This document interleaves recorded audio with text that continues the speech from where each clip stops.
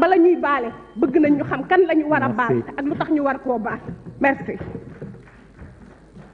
Serigne Abo Mbacké Thiam suivi de Babacar Mbaye. Fatouba s'est retiré.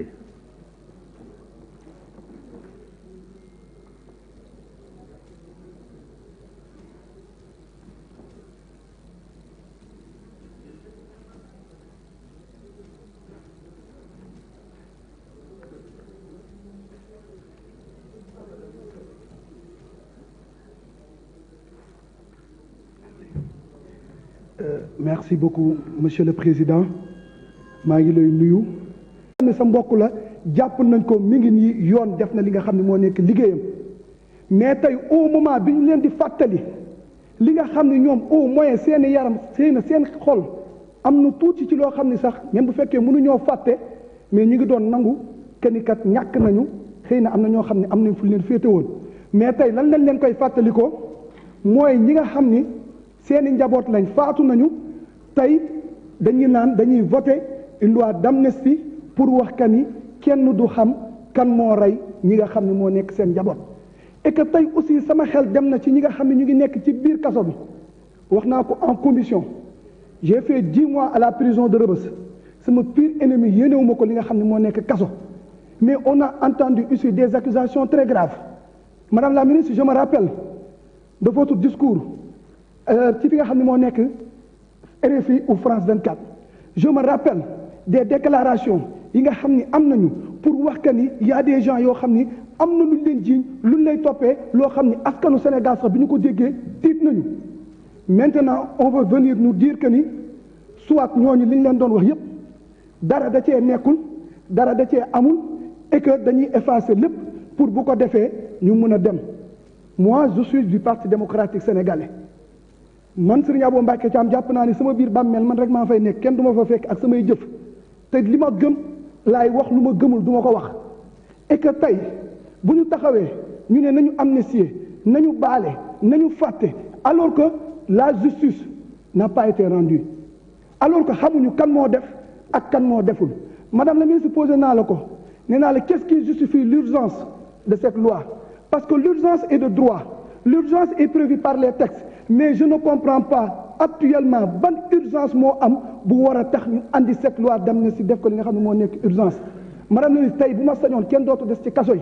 et que je suis pour ce que tey ñi nga xam ne ñu ngi nekk ci biir kaso yi que ni dañ leen a bëgg a génnee parce que man am na ci ñoo xam ne jàpp naa ni xëy na ñii du ma ne ñëpp a def mais am na ci ñoo xam ne ci manifestation politique mën nañ la cee jàpp te defuñu parce que man victime laa moo tax ma xam li nekkul ci loolu et que tey ñooñu war nañ leen a génnee parce que famille ak njaboot sa njaboot nekk ci kaso li ngay def am na mais aussi est-ce qu'il y a pas d'autres voies et moyens yoo xam ne mën nañ ko utiliser pour génnee nit yooyu noonu mais aussi pour soulager ñi nga xam ni ñoom aussi jàpp nañ ni tey war nañ leen a mën a rendre justice muy li nga xam ne moo nekk les victimes madame la ministre moi ki nga xam ne moo nekk Karim Meïssa Wade quand on lui a parlé d'une loi d'amnistie ne ko pour ñu amnistier la te il ne l'a jamais demandé Karim a dit que ni bugguma amnistie tey bugguma amnistie ëllëg dama bëgg ñu attewaat ma ñu setal ma pour wane que ni li nga xam ni dañ ma koy jiiñ defuma ko c'est cette fierté bi ma am ci Karim Meïssa Wade fierté boobu laa am ci le président Abdoulaye Wade fierté boobu laa am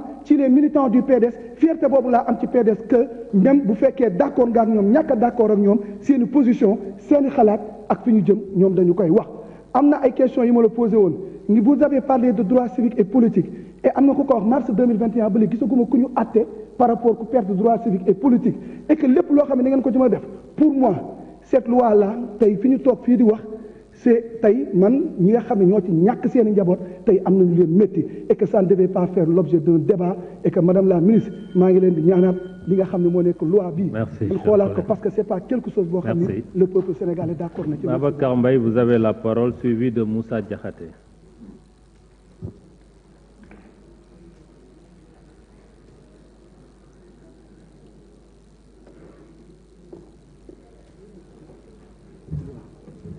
Merci beaucoup, Monsieur le Président. Je vous salue.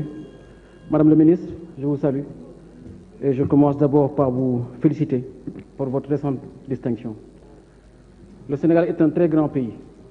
Le Sénégal n'est pas un grand pays parce que nous avons maintenant du gaz et du pétrole. Nous sommes un grand pays parce que de grands hommes et de grandes dames ont construit cette nation, l'ont consolidée et ont fait de cette République ce qu'elle est aujourd'hui. Madame la ministre, j'ai la chance d'être avec vous, de partager une part socialiste. Je dirais que je suis socialiste comme vous. Et je reste disais qu'être socialiste, c'est être républicain jusqu'au bout. La République, c'est un champ. C'est même un corset pour les grands esprits. On y est ou on n'y est pas. Et quand on y est, on accepte ses codes, on accepte les postures. Et la vérité, c'est que depuis quelques années, les hommes politiques sénégalais ont décidé de faire la politique en marge du champ de la République, en marge de la République. On nous demande aujourd'hui d'oublier, d'absoudre, de pardonner et de faire corps avec le peuple sénégalais pour faire ce pardon-là. Sauf que les Sénégalais qui sont en face n'ont absolument rien fait. Les hommes politiques sénégalais ont décidé de faire la politique en marge du champ de la République, en marge de la République. On nous demande aujourd'hui d'absoudre, de pardonner et de faire corps avec le peuple sénégalais pour faire ce pardon-là. Sauf que les Sénégalais en face n'ont absolument rien fait.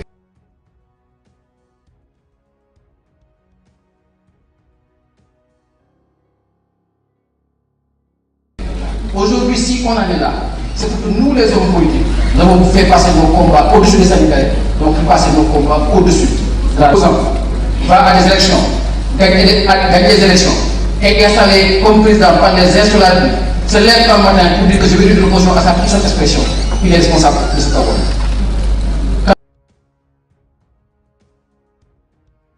Des institutions qui ne sont pas conformes, notamment la CRI, comme ça a été le cas de Karim, il est responsable. Quand un président de la République va à toutes les compétitions électorales en refusant de construire des consensus forts, en mettant les germages, il est responsable de cette situation-là. Quand un président de la République attaque un maire en crisis, l'accusant d'avoir mal exécuté il est responsable de cette situation-là. Quand un président de la République attaque son opposant populaire sous l'angle de sa vie privée, par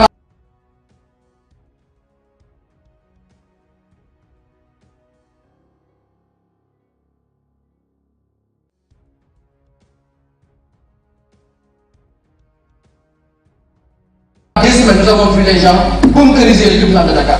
On a pensé qu'on allait juger un grand terroriste. Le procès Adji Sarr a été un procès indécent, un procès de la lutte pornographique. Et chacun s'est dit, qu'est-ce qu'on a fait? Donc aujourd'hui, la responsabilité de tout cela revient au président de la République. Il ne peut pas être juge d'État.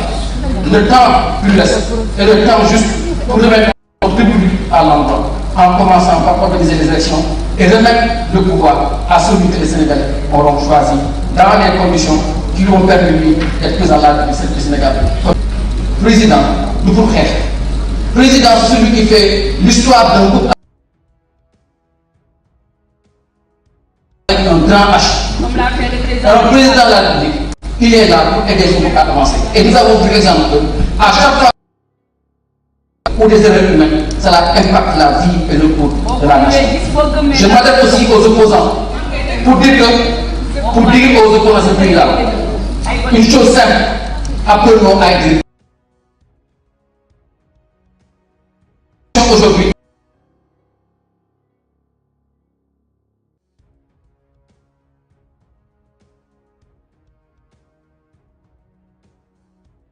Et demain, si on vous oppose une méthode, qu'est-ce qui en sera? C'est pas parce que tel n'est pas d'accord avec toi que je dois l'insulter. Pas parce que une personne n'est pas d'accord avec toi a fait un choix contraire ou a fait une grande nation, une grande république comme le Sénégal l'a été. Et nous n'avons été grands qu'à cause de nous. Soyons des grands hommes et des grandes dames. C'est ça qui fera un grand Sénégal. Merci.